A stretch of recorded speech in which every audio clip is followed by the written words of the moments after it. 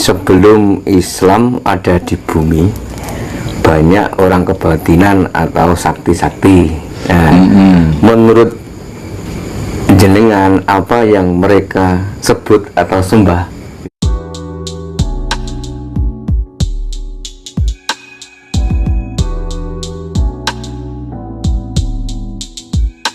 Diri Sokolati, kalimat bicara kita, omongan kita ini jangan sampai nyidrani, ngapusi, membohongi, terlebih-lebih berbohong kepada diri kita sendiri, gitu. Bagaimana membohongi diri kita sendiri? Ya misalkan contoh kecil, misalnya sebenarnya wis tanahku payu, aku apa munggah kaji, misalnya begitu. Tapi bareng payu lali, gitu, gue seneng. Nah ini meskipun tidak ada yang menyaksikan karena dia sudah punya batin, mesti batin, ya lali. Akhirnya ya jadi lakon sing ora becik, jadi perjalanan yang tidak bagus, menjadi sandungan dalam perjalanannya. Romo, ini ada pertanyaan, Romo. Pertanyaannya begini, Romo. Ada yang mengatakan jika kita mau memahami budaya Reog Ponorogo, maka perjalanan batiniah kita akan kita dapatkan. Nah itu benar, Romo. Ngaten. Apa memang budaya Reog Ponorogo itu ada hubungannya dengan spiritual atau benar? Ya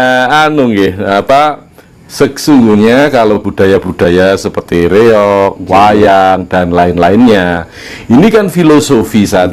Gitu. Jadi setiap kesenian ini kalau kita petik hikmahnya memang akan menuju ke kebaikan, dan tidak terkecuali si Reog Ponorogo tersebut, gitu loh Mas. Jadi kalau mempelajari Reog Ponorogo terus iya, tapi kalau kita kultuskan ke situ ya malah jadi ini ora genah no ya. Gitu. Jadi hanya lambang saja. Berarti hanya lambang sih. Jadi lambangi. Ini ada lagi, Romo, pertanyaan. Sabdo Palon nagih janji kepada siapa? Janjinya apa saja? Nah, tolong Romo bisa dijelaskan, Romo, ini. Sabdo Palon nagih janji. Yo nagih janji, janjinya kepada Sang Pencipta. Dalam hal ini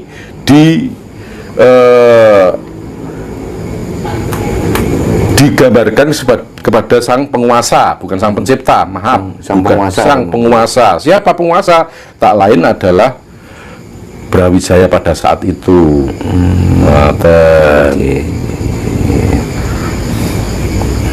Ini ada satu lagi, Romo, pertanyaan. Sebelum Islam ada di bumi, banyak orang kebatinan atau sakti-sakti. Nah, menurut jenengan apa yang mereka sebut atau sembah, gitu, Romo? Sebelum Islam ada di bumi, orang itu sakti-sakti. Tidak sedikit orang yang tidak bisa apa-apa pada masa itu.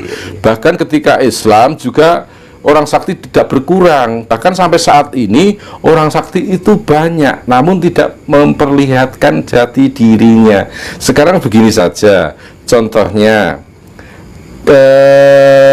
Pangeran Diponegoro itu sakti apa tidak? Sakti, karena dia bisa mengalahkan beberapa company, dan kalau ditembak ya gak tedas, dicancang ya ujul.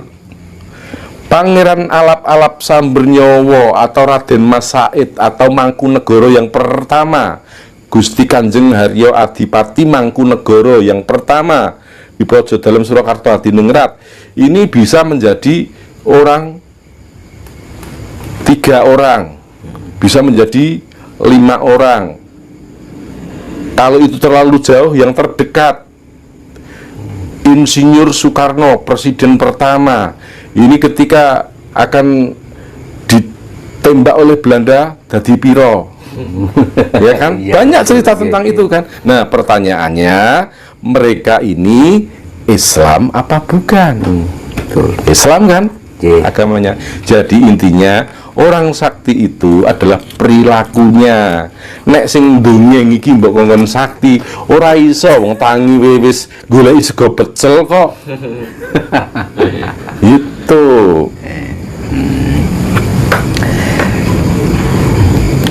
Ini ada lagi yang tanya Romo.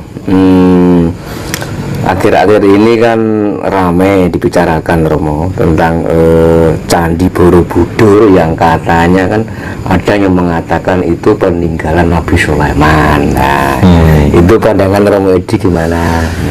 Ya, kalau kita sering membaca sejarah, maka di situ siapa pembuat Candi Borobudur kan sudah jelas, kan sudah cetok aku zaman Prabu Sailendra, gitu kan. Nah, di mana itu ada Resi Sidakalagana dan beberapa resi yang lainnya.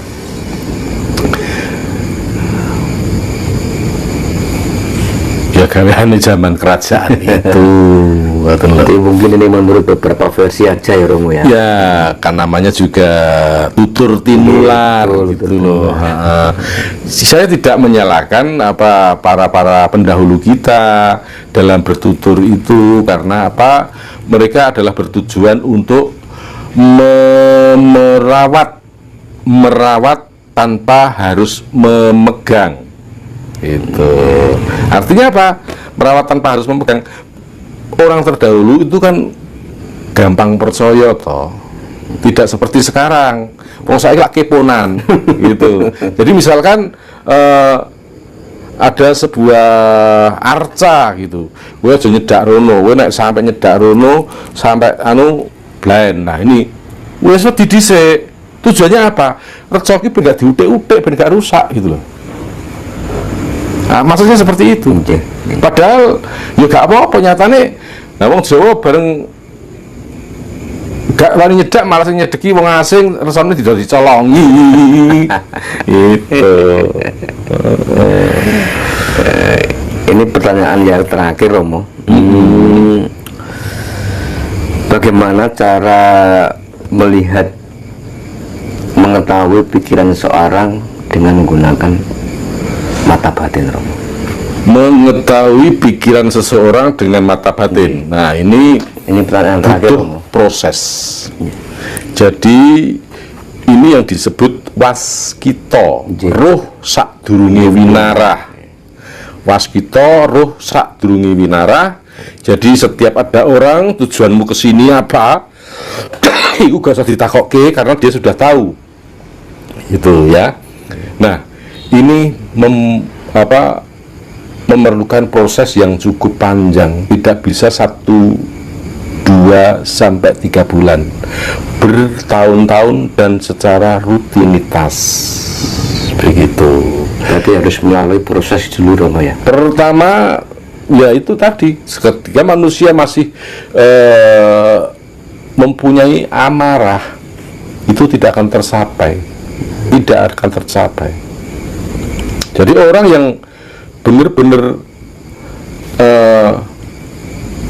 penuh keikhlasan, penuh kesabaran, taat ibadahnya, dia hidup karena Allah dan dia nanti akan mati karena Allah. Dia tidak akan takut dengan siapa-siapa, yang dia takuti hanya Allah. Dan orang seperti ini biasanya cenderung diam, tidak mau berurusan dengan dunia. Nah, namun dia juga suka menolong.